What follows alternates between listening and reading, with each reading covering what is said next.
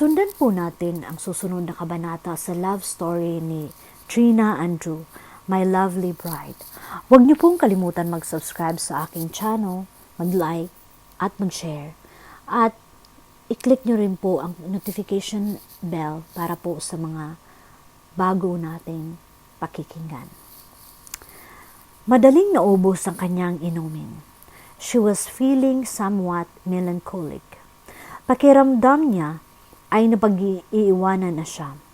Maliban na lamang sa kanya at kay Grace, lahat ng kabarkada niya noon sa kolehiyo ay lumagay na sa tahimik at mukha namang masaya sa kanya-kanyang buhay, may asawa ang mga ito. At kahit hindi sabihin ni Grace, ramdam niyang ito naman ang susunod. Nasa ikalawang inumin na siya nang agawin ang kanyang pansin ng isang lalaki na kapapasok lamang sa bar. The man was definitely a looker. He could pass for a model in one of those toothpaste or beer commercials. He carried himself with ease and with great confidence. Ito ang klase ng tao na sanay maging sentro ng atensyon. He was definitely at one with the place and with the people there. Nakipagbatian ito sa ilang mga taong naroon bago ito pumesto sa harap ng bar. Hindi pa ito nagsasalita ay agad nang inabutan ito ng bartender ng maiinom. Pagkatapos kunin ang beer na inabot dito, paupong humarap ang lalaki sa ibang parokyano na parabang nanunood sa kaganapan sa lugar na iyon. Must be a regular, she mused.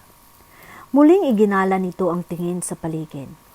He was scanning the place and unconsciously she was doing the same to him. There was something very familiar in him. Pakiramdam niya ay nakita niya ito at hindi lang niya matandaan kung saan. Maybe he was one of those models or beat players she had worked with when she was just starting in advertising. But with a face and body like that, surely he just could not be a beat player. Marahil ay naramdaman nitong may nagmamasid din dito kaya ibinaling nito ang tingin sa direksyon niya. He smiled when he saw her staring at him. Bigla siyang nagbawi ng tingin. Nagkunwari siyang parang hindi niya ito nakikita. She was there only to kill time and not to flirt with a man. If she did not stop what she was doing, he would come to her table, start a conversation, and who knew what he had in mind after that. She shook her head. Her imagination was running ahead of her. Had she just thought of the possibility of having a one-night stand with this stranger? She was not in need of anything. She was not in need of anything. He might have caught her fancy, but that was about it. Even if she was in her far end of the room, his presence seemed to overwhelm her. Pilit na binaliwala niya ang nanunuksong tingin nito. Ngunit habang tinititigan siya nito, nagkakaroon ng kakaibang reaksyon ng kanyang katawan. She was beginning to feel bothered, not by his presence, but with how she reacted to his presence. On ordinary circumstances, irritation would be her natural response. But that night, it was not. She was not annoyed, but actually thrilled. Nakakahiyamang aminin ngunit parang nasisiyahan siya sa munting laro nilang iyon. Mabilis niyang naubos ang kanyang inumin kaya umorder pa siya uli. She could feel the man's eyes were still on her, watching her every move as if she was a species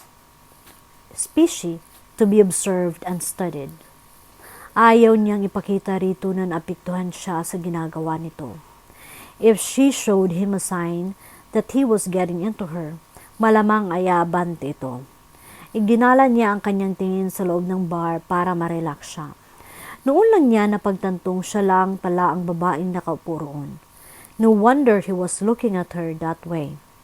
Sa gilid ng kanyang mga mata ay nakita niyang tumayo ito mula sa kinaupuan nito at naglakad patungo sa direksyon niya. She had an idea what his next move would be. She began rehearsing lines to drive him away.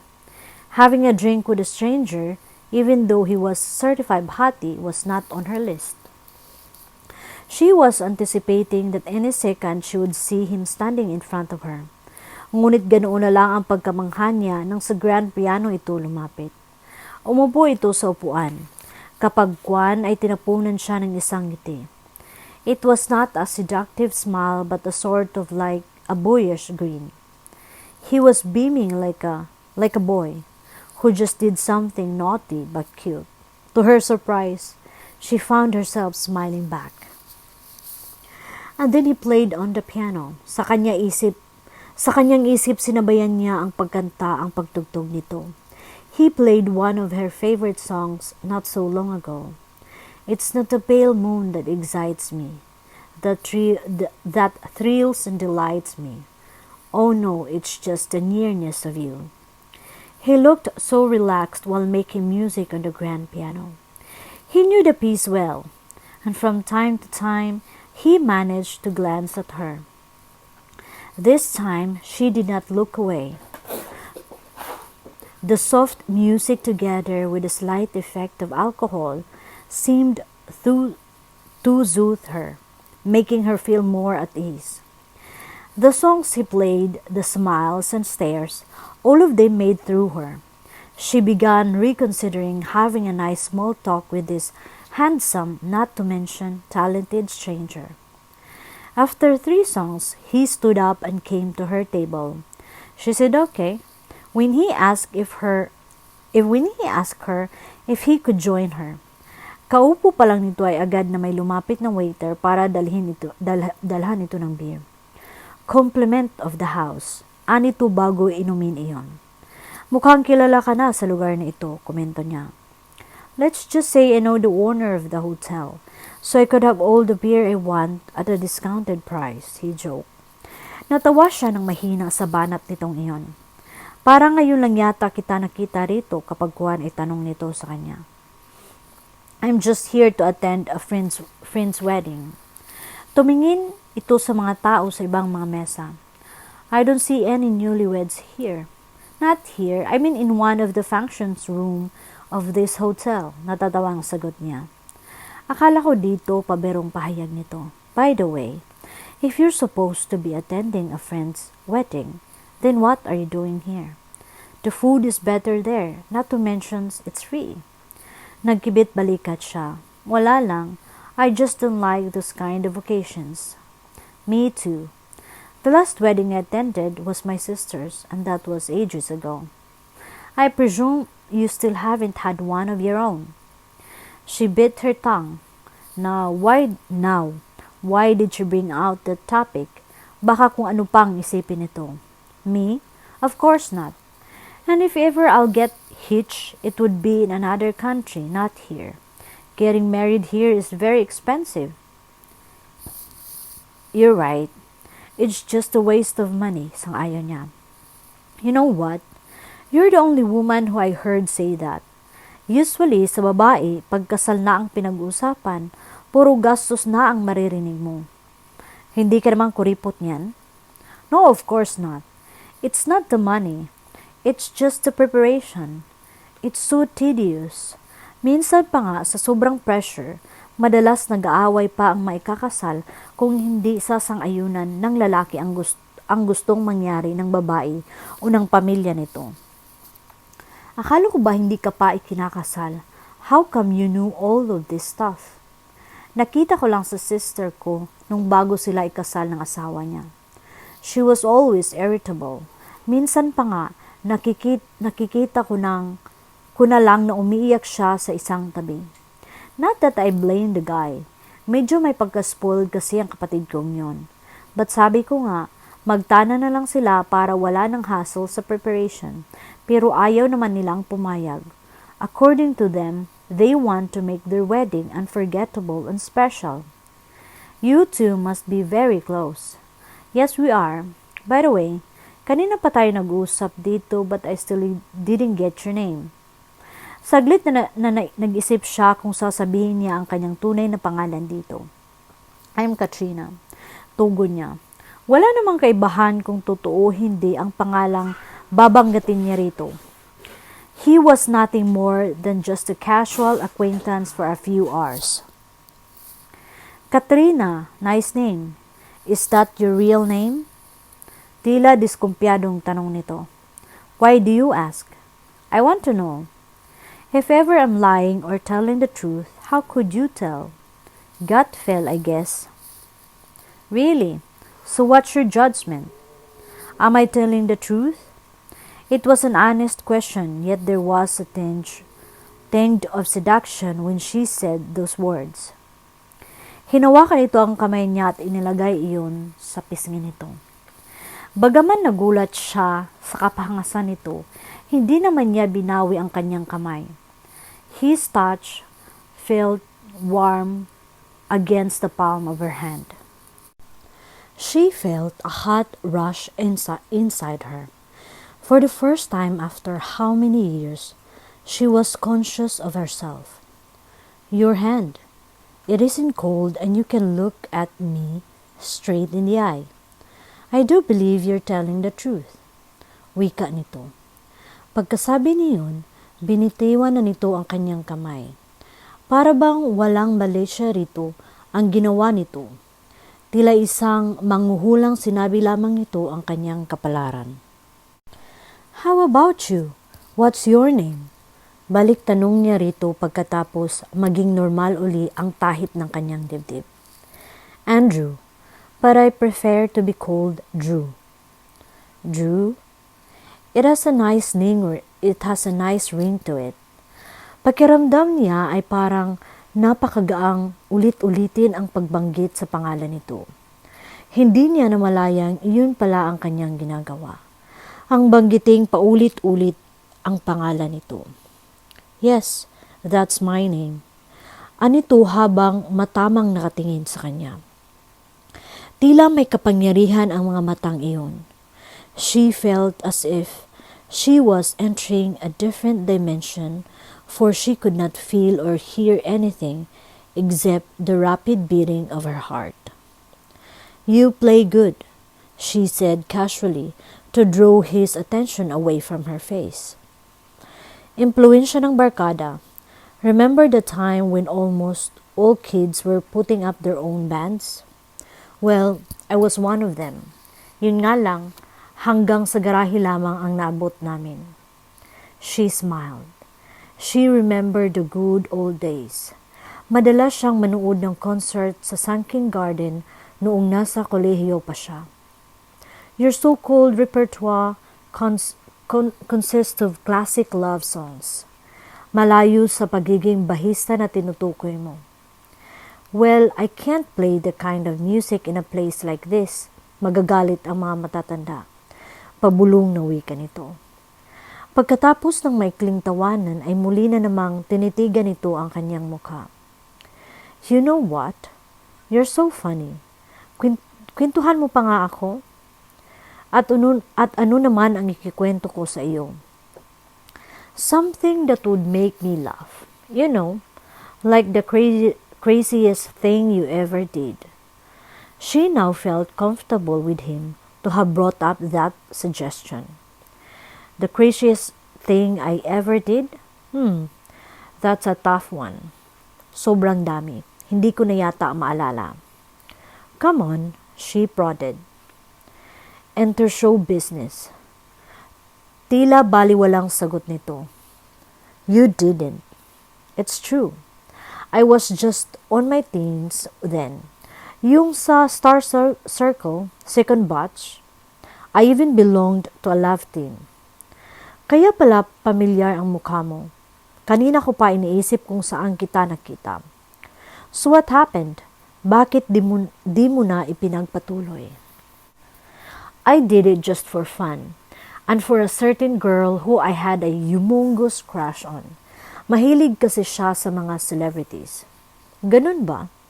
Kumusta naman kayo ng babae na yun o sisa niya? Naging girlfriend ko naman siya, kaso lang, wala rin. It's hard to have a relationship based on attraction alone. Hindi ka naman affected niyan.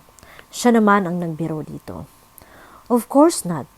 Isa pa matagal na yon. She may be the first but definitely not the last. Hinayaan niyang magkwento pa ito tungkol sa maraming bagay-bagay.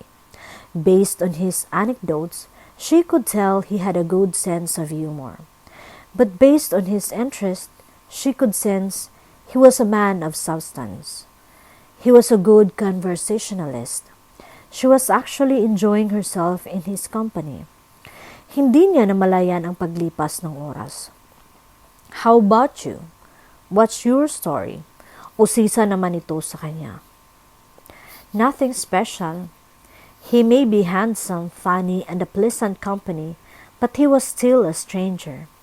Tumingin siya sa basong hawak niya para iwasan ang tingin nito. Noon niya napansing ubos na pala ang kanyang inumin. Tinawag niya ang waiter na malapit sa mesa nila at umorder uli ng drinks. That would be your third glass, kuminto nito. May bakas ng paalala ng boses. Are you keeping track of my drinks?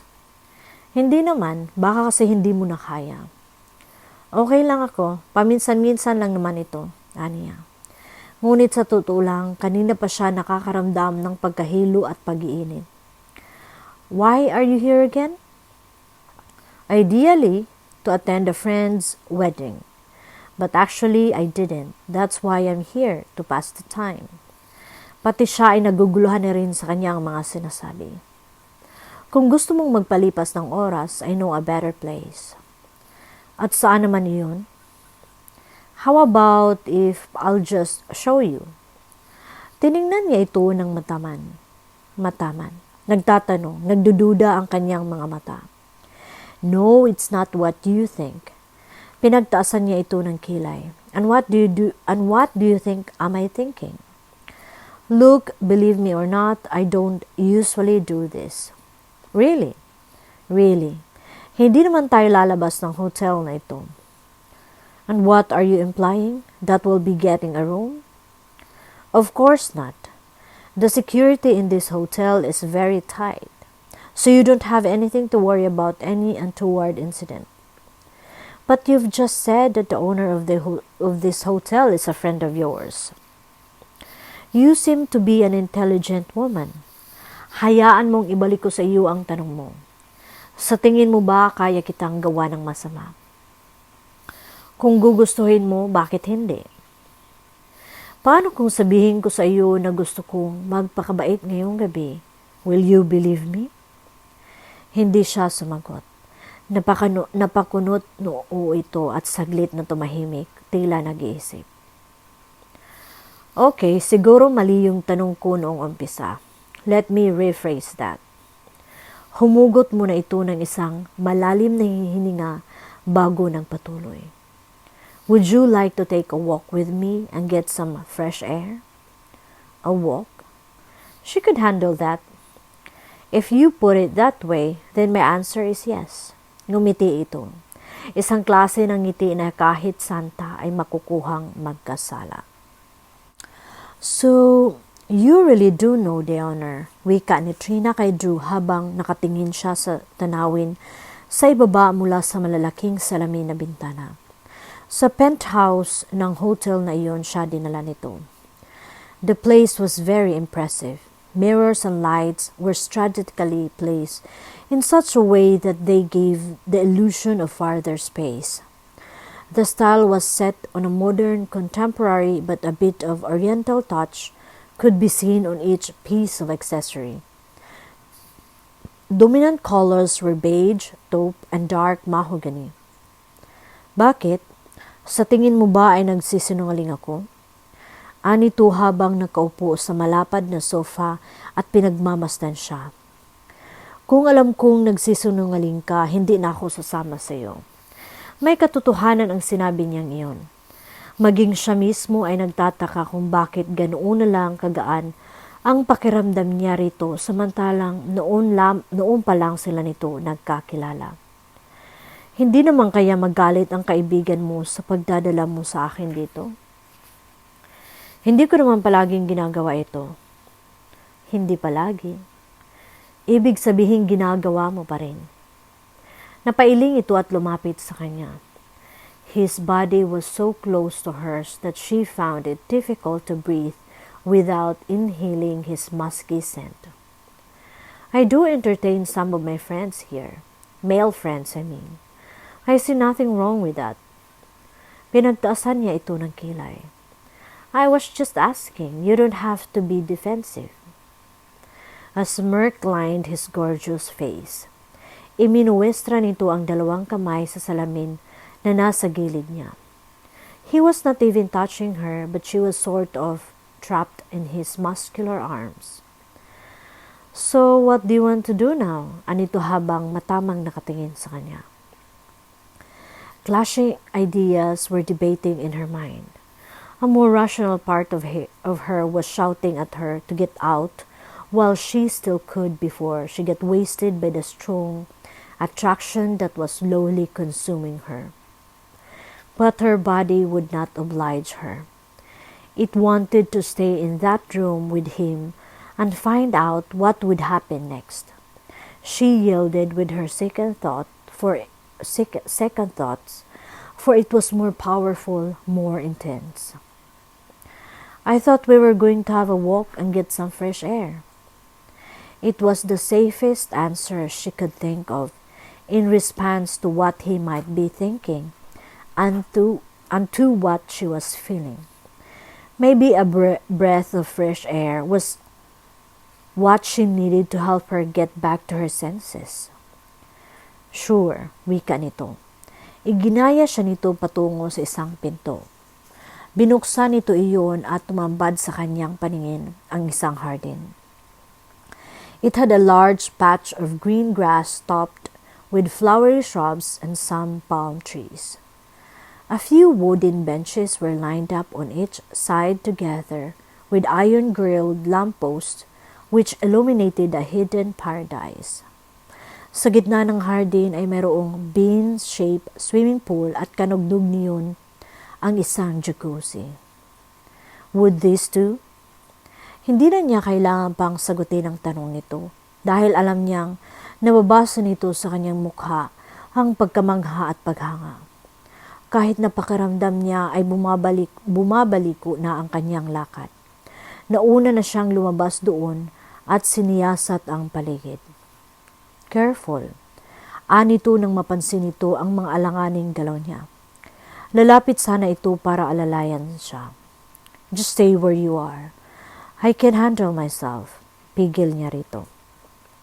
Hindi na nga ito lumapit sa kanya, pero hindi naman ito inalis ang tingin sa kanya. He was observing her every move. Dahil doon, sinikap niyang kontrolin ang kanyang mga galaw para hindi siya sumuray-suray sa paglakad. Nagtagumpay naman siya at nakalakad siya ng diretso patungo sa dulong parte.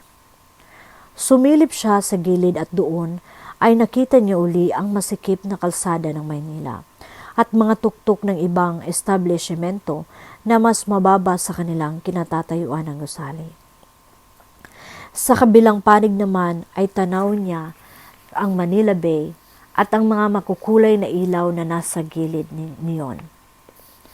Sa tanawin na iyon, niya itinuon ng matagal ang kanyang pansin. Maya-maya ay narinig niyang nagpaalam si Drew. May kukunin lamang umano ito sa loob. Pagkaalis nito ay lumapit siya sa gilid ng swimming pool at umupo roon. Tinanggal niya ang suot na kulay kremang stilettos at inilublob ang kanyang mga paa sa malamig na tubig. Nang bumalik si Drew, may dala na itong 2 puswelo ng kape. Iniabot nito ang isang tasa sa kanya. Umupo ito sa tabi niya at inilublob din ang mga paa sa tubig ng pool. It never occurred to me that this could be relaxing. Anito habang nakababad ang kanilang mga paa sa tubig. Nginitian lang niya ito at muling itinuon ang kanyang atensyon sa iniinom na kape. You got a pretty place up here, aniya makalipas ang ilang saglit. Yes, and it's even more beautiful with you around. She felt her face flush upon hearing his compliment. Stop that, will you? Sita niya rito nang patuloy itong tumitig sa kanyang mukha. Stop what? Looking at me like I want to kiss you? Pangahas na tugon nito. To be honest with you, that's exactly what I want to do now. Ibinaba nito ang hawak na tasa at hinawakan ang kanyang mukha. She did not flinch. Matapang na nakipagsukatan siya ng titig dito. Kung ibang lalaki ang nagsabi sa kanya yon, malamang ay naitulak na niya ito o kaya ay magtatakbo na siya palayo. But she knew Drew was not any other man she had met. He was able to stare in her a certain desire she thought was long gone. Hindi na siya tuminag nang ilapit nito ang mukha sa kanya. At ginawa ang sinabi nito. He kissed her, gently on the lips.